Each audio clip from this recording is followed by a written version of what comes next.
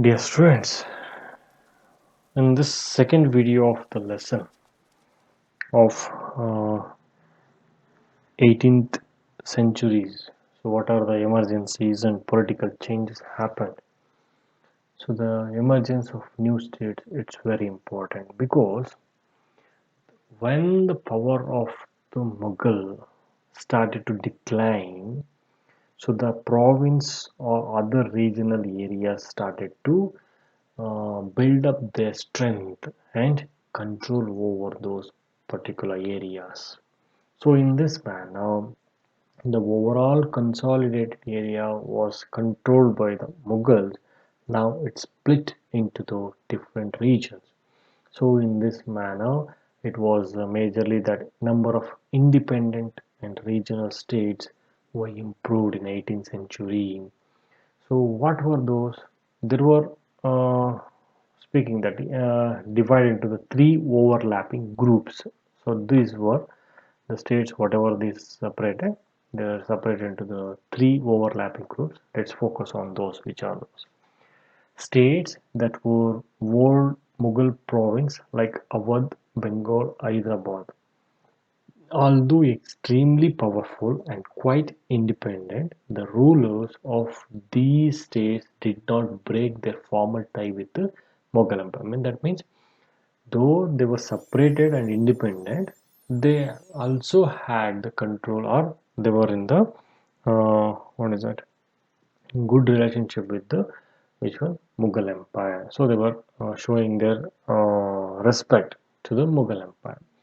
Second states or that one enjoy the considerable independence under the Mughal as uh, Watan Jagirs, that means collecting the taxes and giving to the Mansabdars. So that is Watan Jagirs. They included several Rajput principalities. So means most of the Rajput families, girls or princes, got married to the Mughal Empire. So in this manner, they had a relationship with them. So that's why this kinds of the what is it, independence with the core relationship with the Mughals, they were continued. So this is a true one. Another one is about the last group included the states under the control of Marathas, Sikhs, and other like Jats. So these were of different size and had seized their independence from the Mughal after the long drawn on struggle. So that means they were not having any relationship with the Mughals. So completely independent states.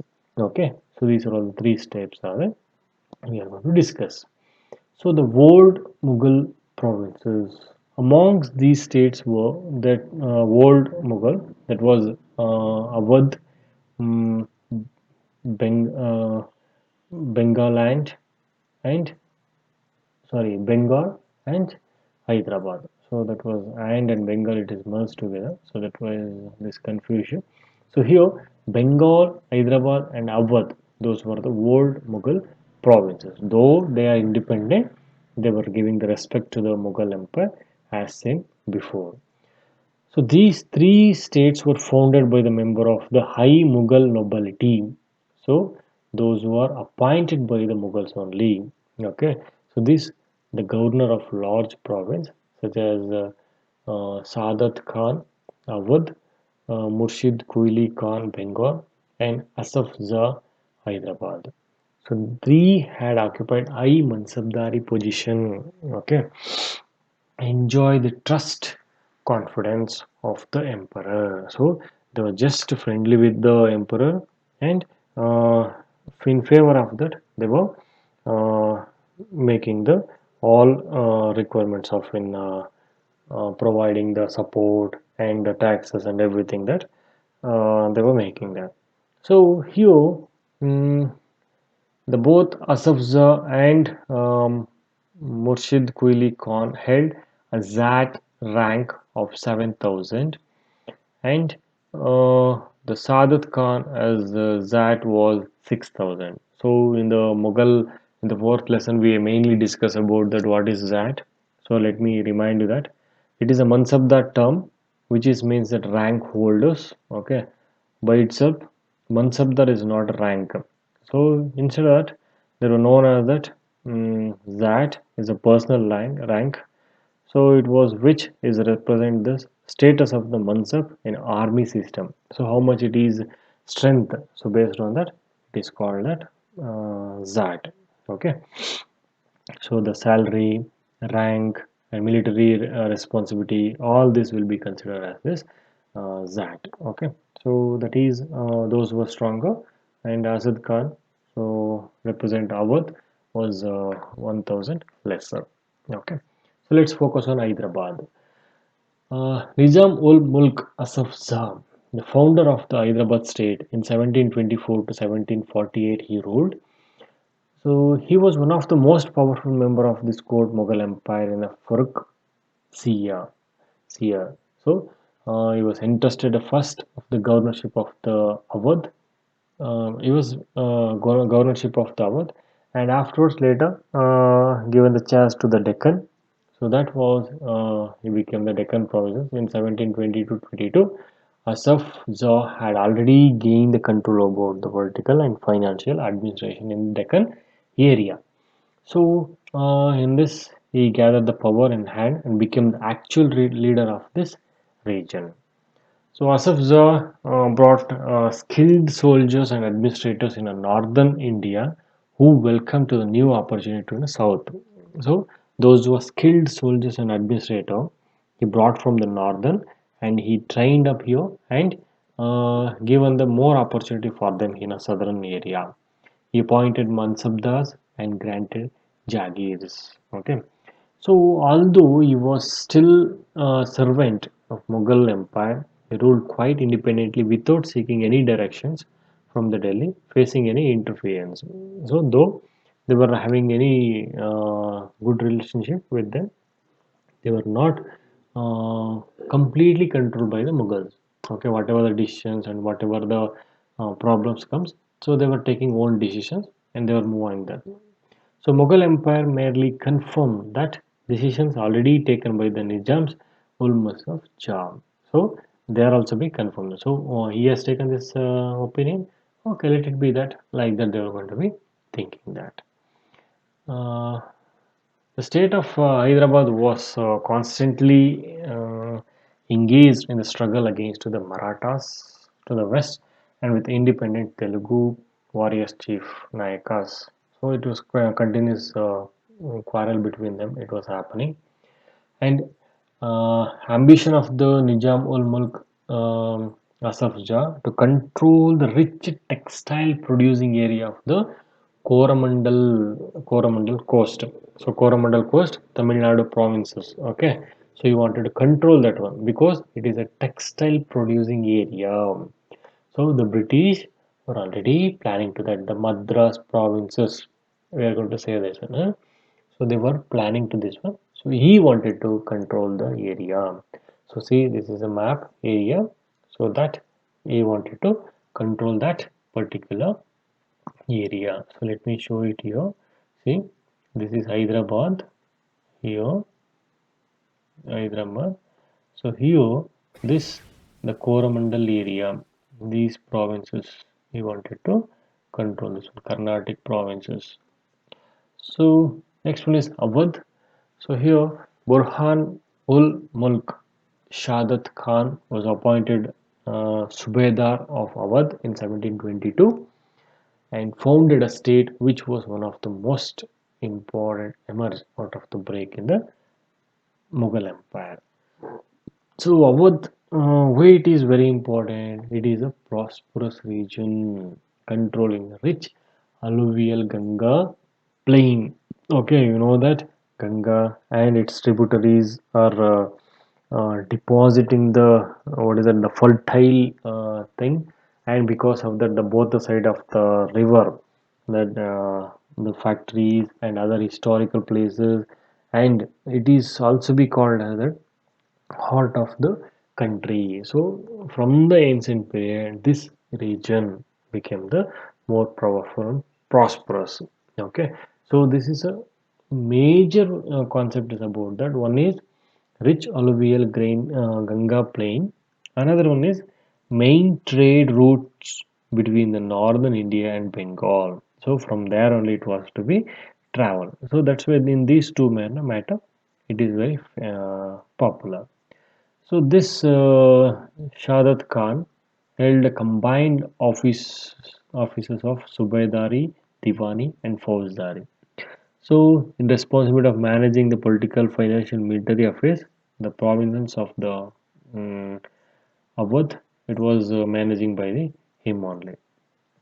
So, he tried to decrease the Mughal influence in Awadh regions and reducing the number of office holders okay, appointed by the Mughal. So, what he did that? So, he was reducing those and he started to appoint his own loyal servants for those vacancies. Okay, so and also be what is that to check the prevent of the cheating of the revenues. He appointed the Jagidars and all districts were reassigned of the office by the Nawab's court. So in his court only these were formed. So and afterwards the Rajput Jamindaris and agriculturally fertile lands of the Afghans of the Rohillands he seized. Okay. The state depends on the local bankers and Mahajans. So, what is that local bankers and Mahajans means? One who gives the loans. Okay, so that is the richest people in those region. So, sold that right to collect taxes to the highest bidders. So, he called the bankers and the Mahajanas to bid. So, those who bid for that, those will be get the collecting of the taxes right. So this was the one of the thing he introduced, and these revenue farmers, okay, mm, Izradar agree to pay the tax state to fix the sum of the money. The local bankers guaranteed to pay to this contract amount to the state. So they fixed this much of the revenue for amount so that they were paying this one. Okay, what are the excess amount it comes? That what they will do? The bankers or Mahajanas were going to keep this one. In turn, the revenue farmers were given the considerable freedom to assessment the collecting of the taxes. These developments allowed the new social group like moneylenders and bankers. Okay, this is very important. So the banking sector or these kinds of the bankers started from those areas. Influence of the management of the state's revenue system, something which had not occurred in this past. Okay, this is about Awadh. Next one is about the Bengal province. It is gradually broken away from the Mughal control.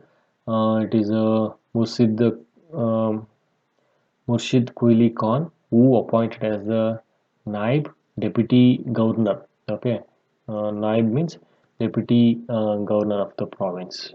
So the former Subedar uh, quickly.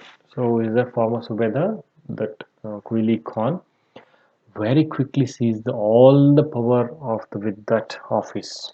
So later, he liked to rule of Hyderabad and Awadh also in his command. So like how Mughals are controlling those areas, he wanted to control those areas. So in effort of the reduce of the Mughal influence in Bengal, he transferred all Mughal Jagidars to Odisha. This is very important. All Mughal Jagidars to Odisha and ordered to major reassessment of the revenue in the Bengal. Revenue means the taxes whichever they are collecting, so that in the cash with the great strictness from all jamindars. This is very important. So he made strict on those one. They need to be paid exactly on the particular time for the state. As a result, many zamindars had to borrow money from the bankers and many money lenders. So then they were not able to pay means that area sell so they're forced to sell their lands to the large zamindars. So when they failed, they need to be get the loan from the others, and they were paying that. But when they completely failed, then they wanted to sell their lands, and then they should be come out of this system, Zamindar system. This was the system they introduced. The formation of regional state in the 18th century, Bengal, therefore led to the considerable change amongst the Zamindars. So close connection between the state and bankers, noticeable in Hyderabad and Awadh as well, was evident in Bengal under the rule of the Alivardi Khan. So during the Alivardi Khan, so these are all the provinces majorly took that. So this Jamindars, the change amongst those things. The concept of the Jamindar, it is much more, what is that? The between the bankers and the state, they had a good connection. So during his reign, which one? Alivardi Khan's rule. So house of Jagat Seth became the extremely prosperous. Okay. So just focus on this one. All these uh, three states we have seen that.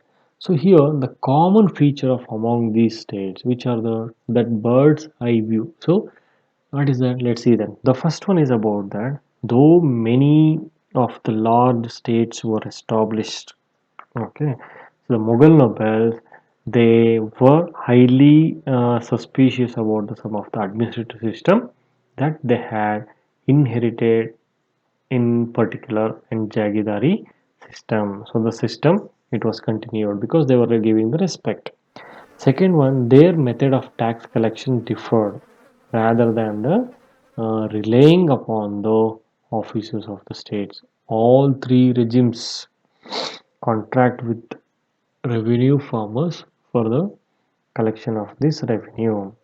So the practice of Ijaradari, truly disapproved of by the Mughals, spread all over India in 18th century. So their impact of the country differed in a considerably. So this is the method of the tax collection. It is quite the same only. Okay. Next one is about the third common features about this one. It is relationship with the rich bankers and the merchants. So these peoples lend money to the revenue farmers and receive the land as a security and collect the taxes from these lands through their own agents. Then throughout India, the rich merchants and bankers were gained the stack of a new political order. So it made the another kind of the community or the people the richest. Okay, that is merchants and bankers became the stronger in economically and political order also. So these are all the three kinds of the um, what is that matters will be discussed. So the next one is mm, the Watan Jagis of the Rajputs. What is that? So it is majorly the Rajput kings. Those three states we have seen that, which is mainly obeying for the this what is that, the Mughal, and here this is also be the second type of the states. Okay, so that is Watan Jagis of the Rajputs. So those were uh, belonging to the Ambar and Jodhpur, and they served under the Mughal in a distinction. In exchange, they were permitted to enjoy the considerable autonomy to their Wat and Jagi. So to collect the land taxes amount, they were all completely free. So here the major thing is about that the rule now mm, attempted to the extend their control over adjacent regions. So Ajit Singh, the ruler of Jodhpur, was of one of the involved factions political at Mughal court. So Ajit Singh, remember that. So where is that? The place Jodhpur. These influential Rajputs families climbed the Subadaris of the rich provinces of Gujarat and Malwa. In those areas, these Rajputs became influential. The climbed the Subedari. Raja Ajit Singh of Jodhpur led to governorship of the Rajput, and Savai Raja Jai Singh of Ambar was governor of Malwa. and these officers renewed Emperor Jahandar Shah in 1713. So it is not much important here, children. So this means they were under the control of the Mughal and they were ruled that. Okay. So here Savai Raj Jai Singh founded his new capital in Jaipur. Okay. So that was in Subedar in of Agra in 1722. Maratha campaign Raja 1730 Rajasthan. So these were all the expansion. Everything was done. Okay. This is about the Watan Jagis. Seizing independence. So what is that? The Sikh. Okay. So this is the third type of the states after the Aurangzeb or the emergence of the new states of political community. So during the 17th century, it was formed in a different way in Punjab. The several battles fought against the Guru Gobind Singh against this Rajput and Mughal rule both before and after the institution of the Khalsa in 1699. Okay, so after the death in 1707, the Khalsa rose revolt against this Mughal authority under the Banda Bahadur's leadership. So this Khalsa is one of the place. Declared the sovereign rule strict, and Guru Nanak and Guru Gobind Singh. Those were all the major leaders or the preachers. So those their own administration between the Sutlej and the Jamuna. So they established their uh, different kinds of the community there. So Banda Bahadur was captured 1715 and executed 1762. So, under the number of the able leaders, the 18th century, the Sikh organized themselves into the number of bands called jatas, and later misls. So, their combined force were known as the Grand Army Dal Kalas. So, the entire body was used to meet that Amritsar at the Baisakhi and Diwali to take the collective decisions to take the resolutions of the gurus. Okay, so this is very important. So entire body used to meet at Amritsar at the time of Baisakhi. You know that is one of the festival like in Sankranti what we celebrate here. The same thing they are celebrating Baisakhi there. That is harvest festival in Punjab. And Diwali is to be called as Deepavali. It is to take the collective decision to take the resolution of the Guru. Okay, so that is two major events they were gathering. A system of Raki was introduced and offering the protection of the cultivators, the payment of the tax 20% of the produce. So the cultivators need to be provide the payment to as a tax 20% of the produce whatever they produces, so 20% has to be paid for this the government. Guru Gobind Singh had inspired the Kalasha with the belief of their destiny destiny was rule. So their well-knit organization enabled them to put up the successful resistance of the Mughal governor. So that Ahmad Shah Abdali, who had seized the rich province of the Punjab and also the Sarkar of Sirhind from the Mughal. So the major won coin again about in 1765. So they declared the Khalsa declared their sovereignty ruled by the sticking to their own coin in 1765. So that under the leadership of the Banda Bahadur, the Sikh territories later became the stronger and Indus to the Jamuna, from Indus to till Jamuna River. It's one of the what is it territory of the Ganga, Jamuna River. But they were divided under the different rulers. So one of the Maharaja Ranjit Singh so reunited them, and one of the strongest ruler uh, of the Sikh community, that is Maharaja Ranjit Singh. Okay, so he made the capital as at Lahore in 1799. Okay, So this is about the Sikh, and now we are going to learn about the Marathas. So the Maratha kingdom was another powerful region. So this also be Maratha means you know very well about that Shivaji. Okay, so this is Chhatrapati Shivaji. We are going to call this one.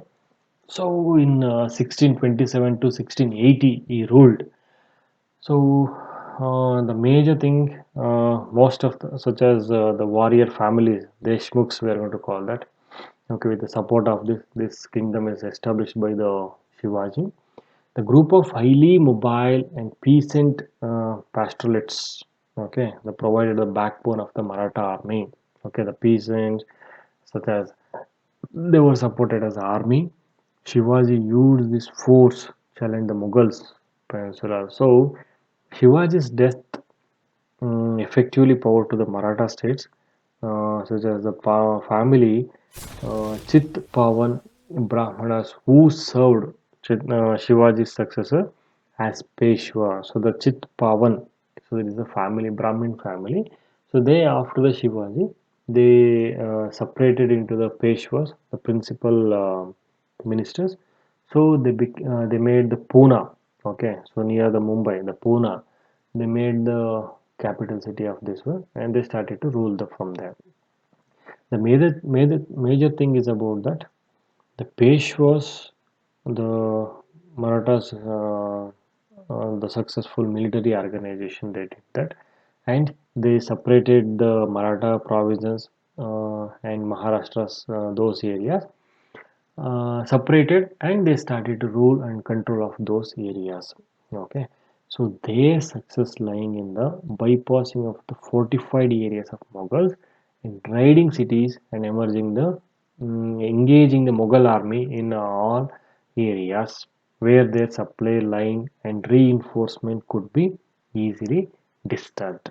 So that one they were making that. In 1720 to 1761, Maratha Empire expanded. Okay, during the period it was expanded so that the Malwa and Gujarat was seized from the Mughals, and in 1720s, by 1730, the Maratha king was recognized as a overlord of this entire Deccan Peninsula. So like that, so by the 1730 only, so they became stronger. Okay, so here. mm Sir Deshmukh, Levi Chauth, so those were all the possess entire country, entire region. So the majorly uh, after raiding the Delhi in 1737, the frontiers of Marathas' dominations expanded rapidly because they were not the jealous we are going to call us. So they are becoming stronger. We need to be destroy them, and we need to be stronger like that. That internal and outer the frontiers became stronger into the Rajasthan and Punjab in north, and into the Bengal and Orissa in east, and into the Karnataka and Tamil Nadu and Telugu countries in the south.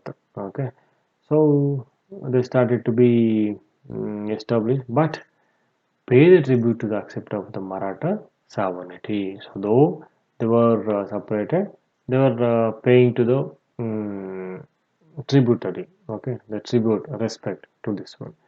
So as we know that the support of this the third battle of Panipat in 1761. Okay, so it is one of the major event. As result, they were not inclined to support the Marathas during the third battle of Panipat in 1761. Okay, those were the supporters are controlled by the other ages. They were not supported to the Marathas. Okay, so along endless military campaigns, the Marathas developed an effective administrative system well. So there is one of the guerrilla, so one of the military invention which was used by the Shivaji, and his braveness showed in front of the Aurangzeb. Okay, so that Shivaji's father was working as a minister in Aurangzeb's court, and so he was against to this Aurangzeb and Muslim rule. So separately he was campaigning about this one. It shows about this famous what is that, the guerrilla warfare, and because of this one he destroyed the Mughals for the period. Okay, so this was one of the greatest achievement. Agriculture was encouraged and trade reviewed in this period. So this allowed the Maratha chiefs like Scindia of Gwalior, uh, Gaikwad of Baroda, and Bhonsle of Nagpur the resource of rise powerful armies. So the Malwa, the Marathas' campaign into Malwa, it was in 1720s, did not challenge to grow the prosperity of the cities in the growth. So Ujjain expanded under the Scindia and Indore under the Holkar. So these are all the Peshwas. Okay. So under this, it was extended the more powerful regions. Okay. By all account of this one, this it's a commercial and cultural center. So the new trade routes emerged within the areas of the control by the Marathas. So majorly silk produced in Chanderia region now found a new outlet of in Pune. Okay, it was the capital city. Okay, the Pune was the capital of Maratha kingdom. So here, the participate in the trade Burhanpur so earlierly participated in the trade between the Agra and Surat, now expanded its hinterland to the include Pune and Nagpur in the south and Lucknow in the Allahabad in the east. So next one is Jats. So like other states, Jats was considered their power during the late 17th and 17th and 18th century.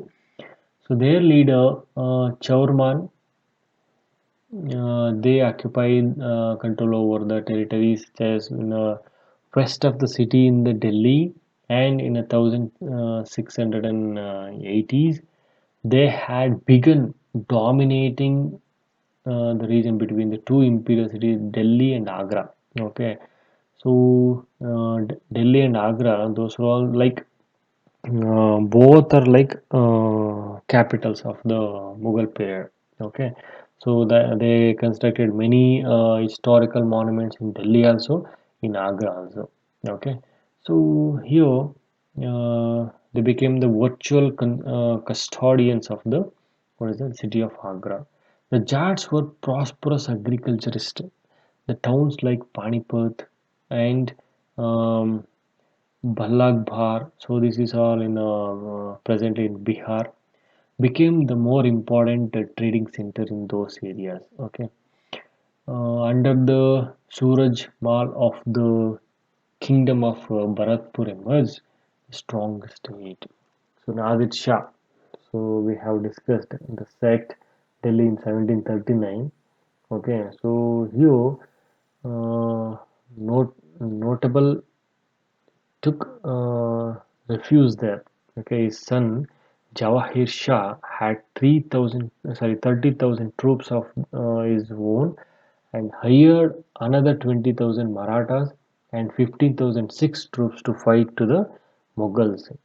So while Bharatpur fort was built a fairly traditional style, at Digazat, Zat built the elaborate garden palace combining the style of Ambar and Agra.